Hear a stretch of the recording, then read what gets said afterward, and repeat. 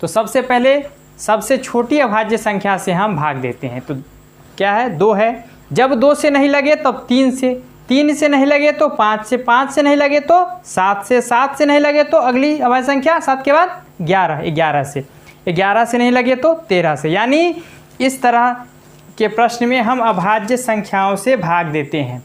जैसे कि यहाँ 2 से पहले देखते हैं, 2 से भाग देते हैं तो 2 नमा 18, हाँ से लेके 12 हुआ, 2 छक 12। फिर इसमें देंगे 2 से भाग तो 48 हुआ, इसमें 2 से भाग देंगे तो 24 हुआ, इसमें 2 से भाग देंगे तो 12, इसमें 2 से भाग देंगे 6, 2 से भाग देंगे तो 3। आपको अगर दिक्कत ऐसे हो रही है भाग देने में तो आप रफ में कर सकते हैं भाग।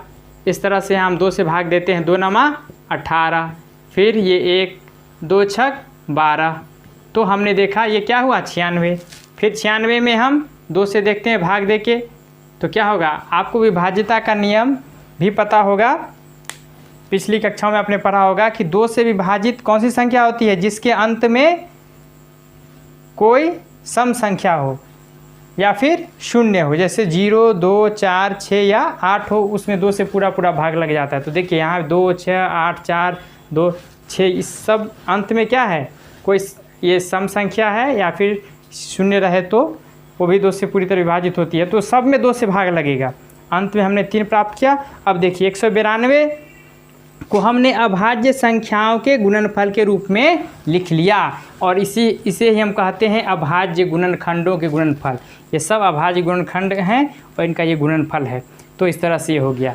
और ऐसा प्रश्न हम एक और प्रश्न देख लेते हैं। अब तो 40 में क्या होगा, फिर इसी तरह से लिखेंगे 140, फिर किससे 2 से लग जाएगा। आपको पता है कि पहले 2 से लगा के देखते हैं। तो 2 सत्ते 14, फिर देखिए ये ऐसे, ये 35 हुआ। अब देखिए 2 से इसमें भाग पूरा नहीं लगेगा। 2 के बाद 2 से नहीं लगेगा तो किससे करना है, 3 से, क्योंकि 2 के बाद अगली जो अभाज्य संख्या वो क्या है, 3 है। 3 से भी नहीं लगेगा। इसमें क्या करेंगे, 3 के आगे 5 है तो 5 से लग जाएगा, 5 सत्ते 35। इसलिए 140 बराबर क्या हो जाएगा, 2 गुने 2 गुने 5 गुने 7। तो हमने ये लिख लिया। फिर आगे कोई और किसी और का करना है तो हम इसको ये हम लिख लिया हमने। हम इसको आगे ऐसे भी ये 2 को 2 बार गुना करेंगे तो 2 पर पावर क्या हो जाएगा, 2 और गुने 5 और गुने 7। ऐसे भी लिख सकते हैं, ऐसे भी छोड़ सकते हैं, कोई दिक्कत नहीं है। 156 का करना है हमें। देखिए अंत में क्या है, 6 है, तो यानी 2 से पूरा भाग इसमें लगेगा तो 2 से लगाएंगे। फिर देखिए 8 है, इसमें भी 2 से लग जाएगा।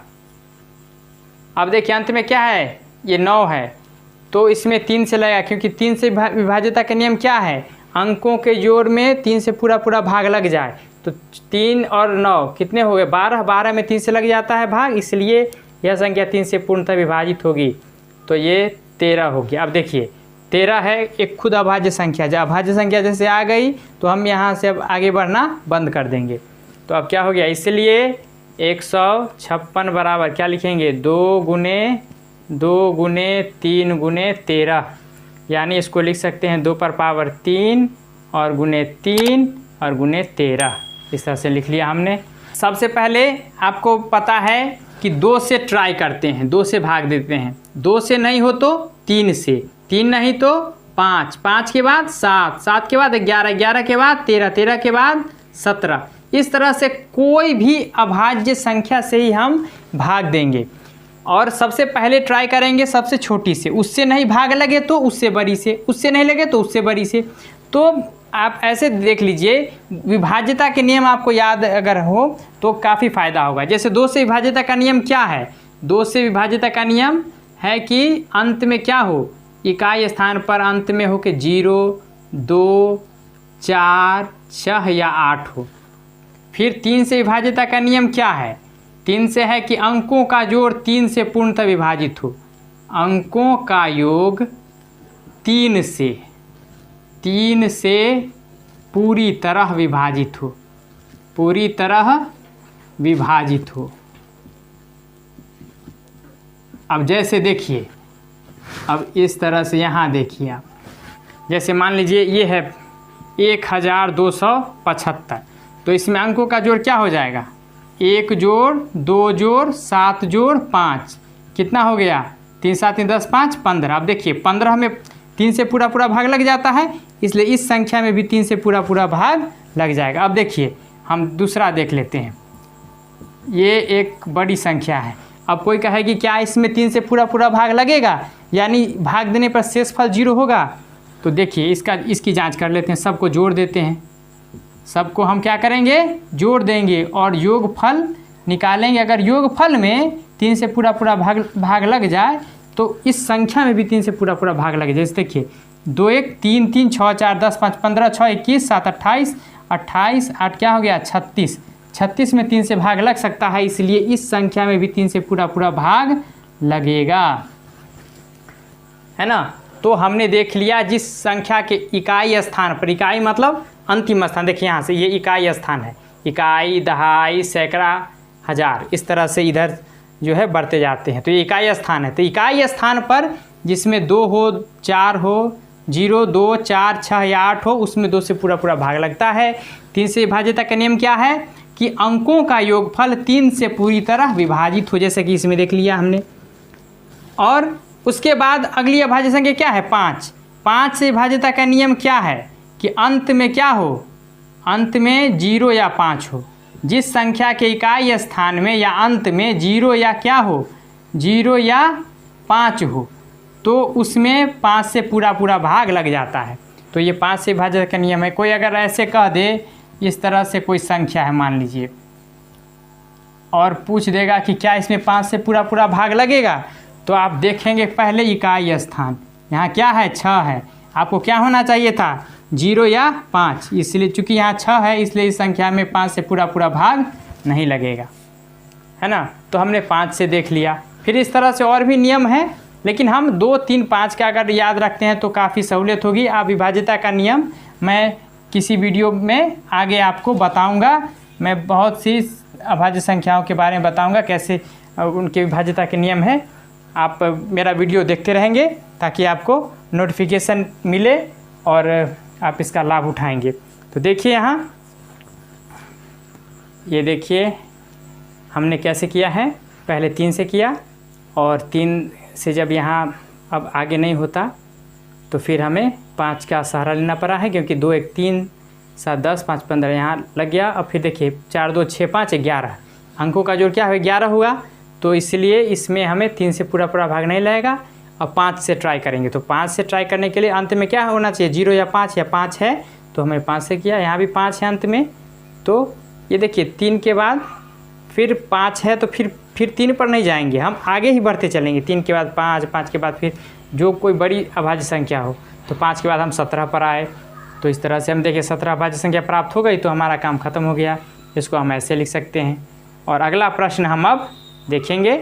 आप ऐसे भी छोड़ सकते हैं, कोई दिक्कत नहीं है, या नहीं तो आप ऐसे भी लिख सकते हैं। तो हमने देख लिया अभाज्य गुणनखंड इसका कैसे निकले। देखिए 5005 है, 2 से ट्राई करेंगे, अंत में 5 है, इसलिए 2 से पूरा पूरा भाग इसमें नहीं लगेगा, तो हम 2 का छोड़ देते हैं। 3 से देखते हैं, तो 5 जोड़ 0 जोड़ 0 जोड़ 5 5 5 10 हो गया ना। 3 से पूरा पूरा भाग नहीं लगेगा, इसलिए इसमें ना 2 से पूरा पूरा भाग लगने वाला है ना 3 से, तो किससे लगेगा 5 से लगेगा, क्योंकि अंत में 5 है, इसलिए इसमें 5 से पूरा पूरा भाग लगेगा। अब देखिए, अब 1 और 1, अब देखिए 5 के बाद, अब 5 है तो इसमें नहीं लगेगा। अब इसमें 5 के बाद हम किससे ट्राई करेंगे 7 से ट्राई करेंगे। तो 7 से हम भाग दे के देख लेते हैं, लगता है 7 एकम 7 3 7 चौके 28, ये 2 हुआ, 7 या 21, तो 7 से इसमें हमने भाग दिया तो हुआ ये 1 4 3, ये हुआ, ये रफ में हो गया। चलिए, तो हमने देखा। अब देखिए 7 से अब इसमें भाग लगना संभव नहीं है, लेकिन 11 से विभाज्यता का नियम मैं आपको बताऊंगा कि देखिए अब अभी जान ही लीजिए 11 से विभाज्यता का नियम क्या है। तो किसी भी संख्या को हम लिख देंगे और उसके सम स्थान और विषम स्थान के अंकों का योगफल निकालेंगे। जैसे सम स्थान में क्या हो गया, ये 8 5 1, ये सम स्थान। विषम स्थान में 9 7, ये 3 जोड़ लेंगे, 9 7 3 19, 8 5 1 14। अब इन दोनों का अंतर निकालते हैं। अगर ये अंतर अगर 0 या 11 का गुणज, 11 का गुणज मतलब क्या है, 11, 11 दूनी 22, 11 तिया 33, इस तरह से अगर हो तो इस संख्या में 11 से पूरा पूरा भाग लगेगा। लेकिन यहाँ देखिए 19 में से हम 14 घटाएंगे तो क्या प्राप्त होगा, 5। 0 या इस तरह की संख्या प्राप्त नहीं हुई, इसलिए इस संख्या में 11 से पूरा पूरा भाग नहीं लगेगा।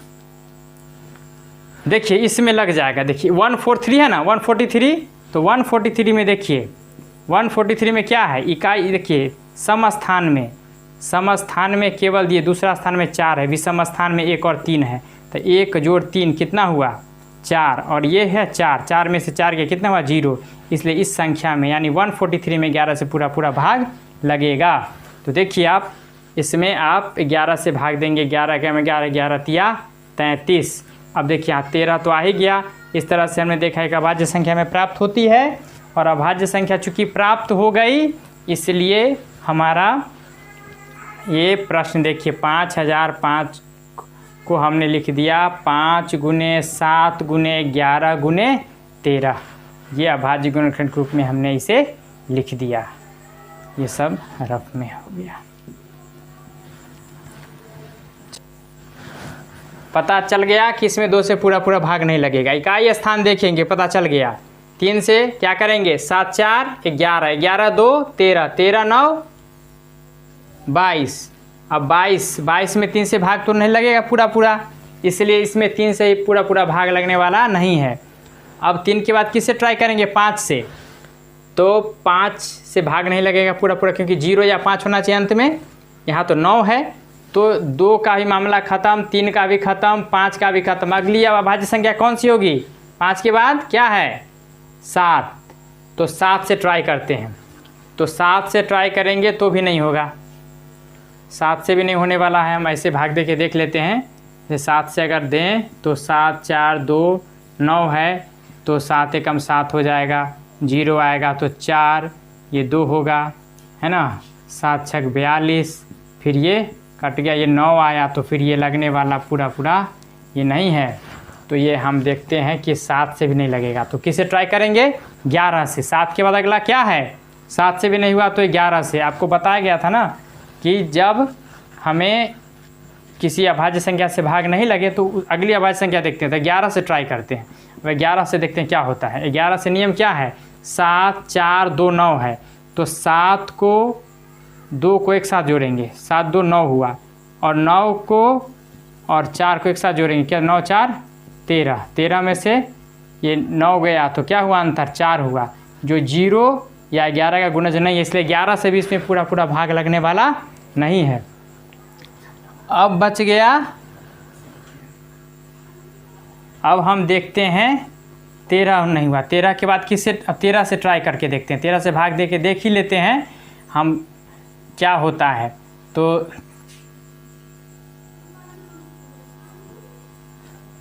देखिए 9 हुआ,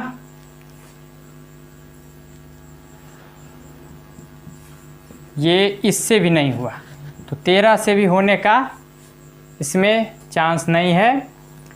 तो अब हम 13 के बाद कहाँ चलेंगे, 11 से भी नहीं हुआ, 13 से भी नहीं हुआ, तो अब 17 से ट्राई करते हैं।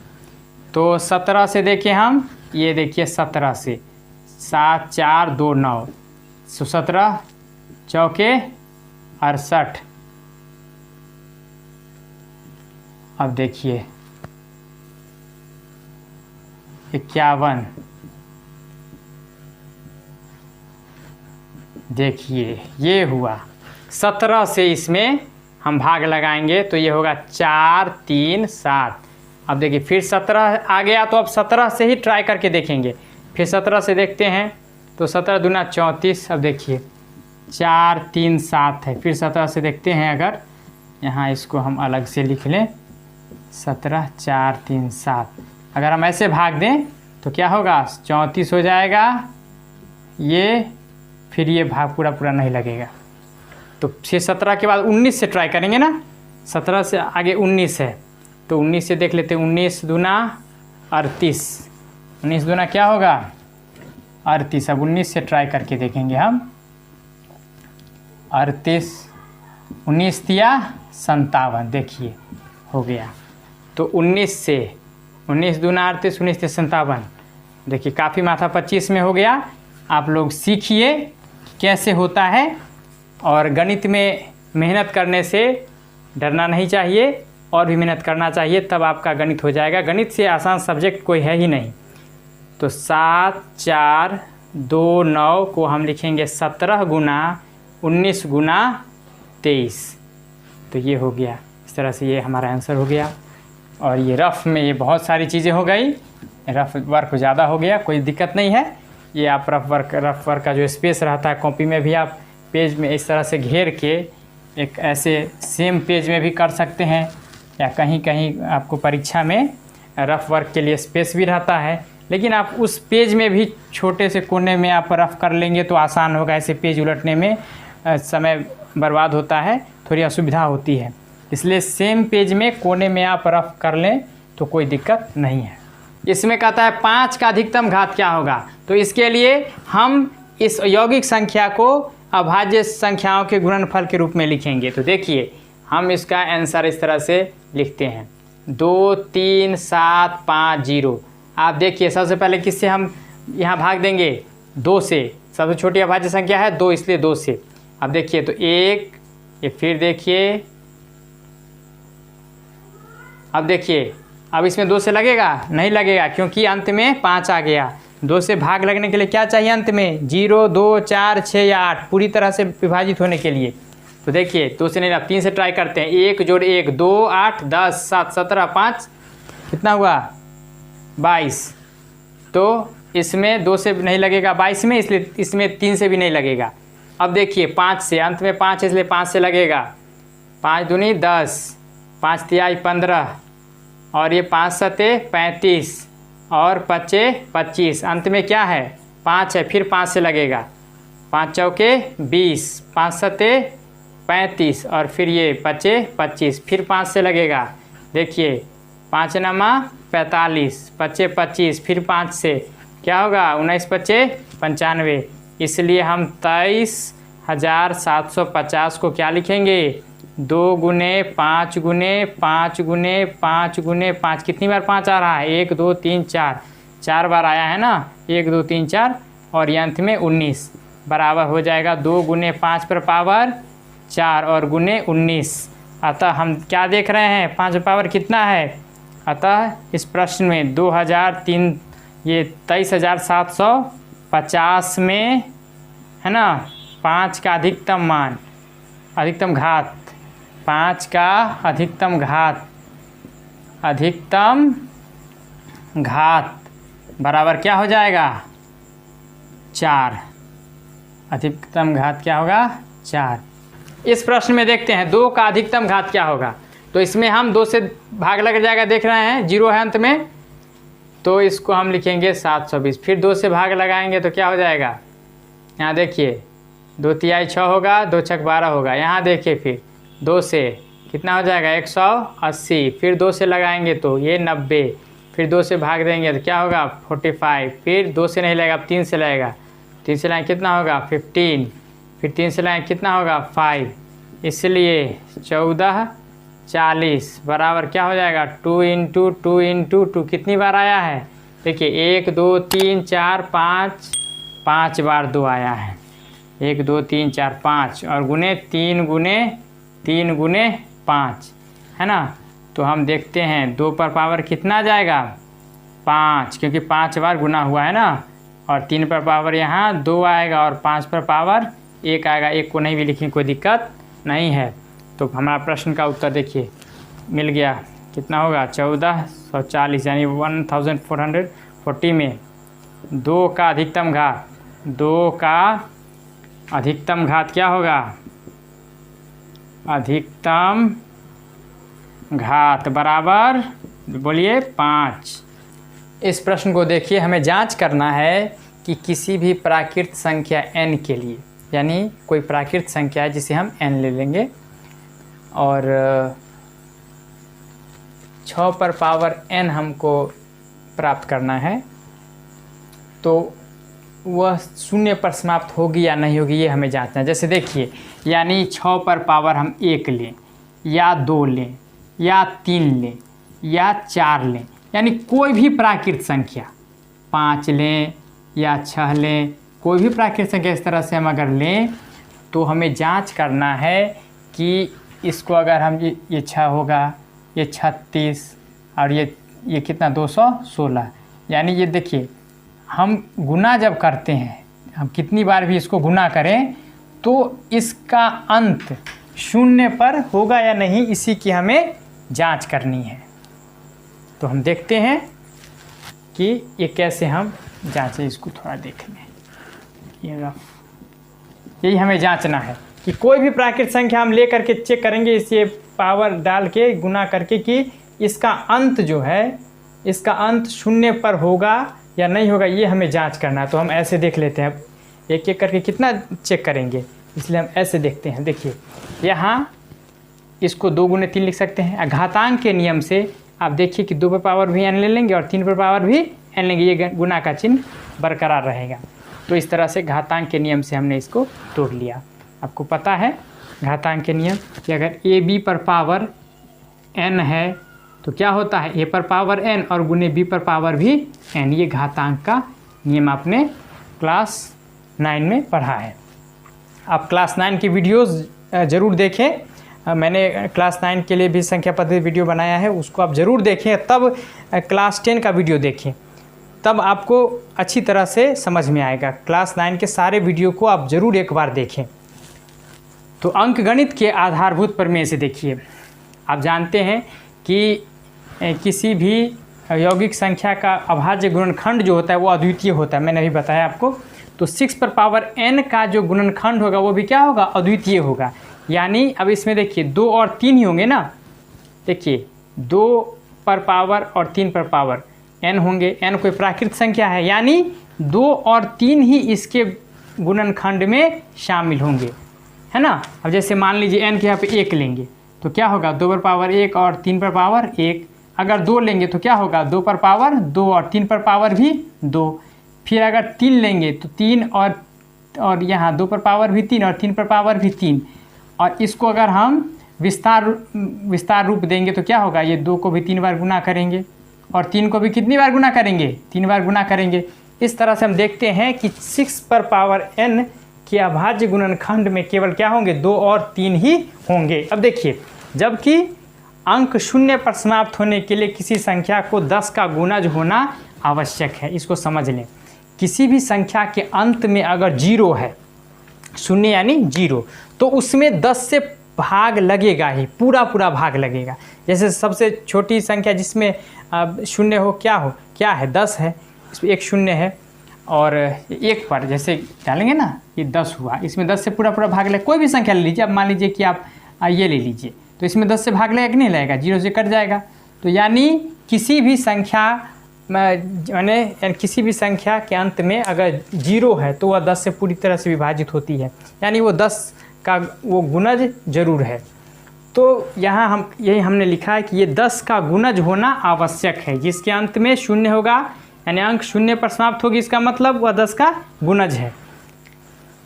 तो 10 का गुणज है, यानी 10 से अगर भाग लगता है, अगर किसी संख्या में 10 से भाग लगे, इसका मतलब है कि देखिए हम इसको समझाते हैं, आप इसको ठीक से समझ लीजिए। 10 से हमको भाग लगना चाहिए, तो इसे देखिए 7 8 2 3 5 0 ऐसे है, इसमें 10 से भाग लग जाएगा, आप देखने लग जाएगा। तो 10 से भाग लगेगा, 10 को हम क्या लिख सकते हैं, 2 गुने 5 लिख सकते हैं, यानी इसमें 2 और 5 से ज़रूर भाग लगेगा, है ना। तो 10 से विभाजित होने का मतलब है किसी में संख्या में अगर 10 से भाग लग रहा है, यानी 2 और 5 से भी उसमें भाग लगेगा, है ना। तो हमने लिख दिया कि उसके गुणनखंड में 2 और 5 का होना आवश्यक है। कोई भी अगर हम लिख दें, अगर हम ऐसे लिख दें, मान लीजिए 5 7, देखिए अगर कोई पूछे कि क्या इसमें 10 से पूरा भाग लगेगा, तो आप चेक कीजिएगा कि एक कम से कम 2 और एक कम से कम 5 हो। अगर केवल 2 ही रहे या केवल 5 ही रहे तो भी उसमें 10 से पूरा भाग नहीं लगेगा। उसमें 2 और 5 रहना आवश्यक है। एक 2 हो कम से कम और एक 5 हो। मान लीजिए ऐसे हम लिख देते हैं 7 गुने 11 गुने 13 और यहाँ 5 हम लिख देते हैं। तो अब बताइए कि ये जो संख्या है गुणनफल करके जो संख्या प्राप्त करेंगे इसमें 10 से पूरा पूरा भाग लगेगा? नहीं लगेगा। क्यों नहीं लगेगा? क्योंकि इसमें 2 मिसिंग है। 5 तो है लेकिन 2 नहीं है। फिर देखिए अगर हम ऐसे लिख दें, अब हम कहेंगे कि क्या इसमें 10 से पूरा पूरा भाग लगेगा? तो नहीं लगेगा क्योंकि इसमें 5 मिसिंग है।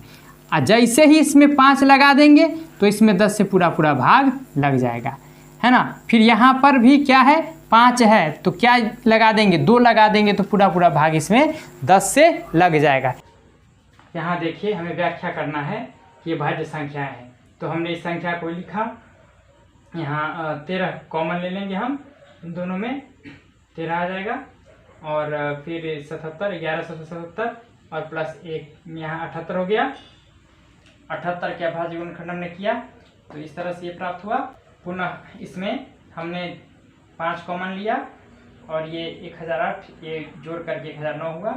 हम देखते हैं कि ये अभाज्य संख्याओं के गुणनफल हैं, अर्थात ये भाज्य संख्याएं या यौगिक संख्याएं हो गई। जब कोई अभाज्य संख्या होती है तो हम उसे एक और स्वयं के गुणनफल के रूप में ही लिख सकते हैं, लेकिन कोई यौगिक या अभाज्य संख्या होगी तो उसमें एक नहीं देंगे, कुछ दूसरी संख्या भी आएगी। जैसे हमने देखा ये 2 3 13 13 ये आ गई, लेकिन इन सब में देखिए केवल ये स्वयं जो संख्या होगी वो और एक, इन्हीं का गुणनफल होता है। तो चूंकि ये अभाज्य संख्याओं के गुणनफल के रूप में लिखे गए हैं इसलिए ये संख्याएं भाज्य हैं। ये सब रफ वर्क है।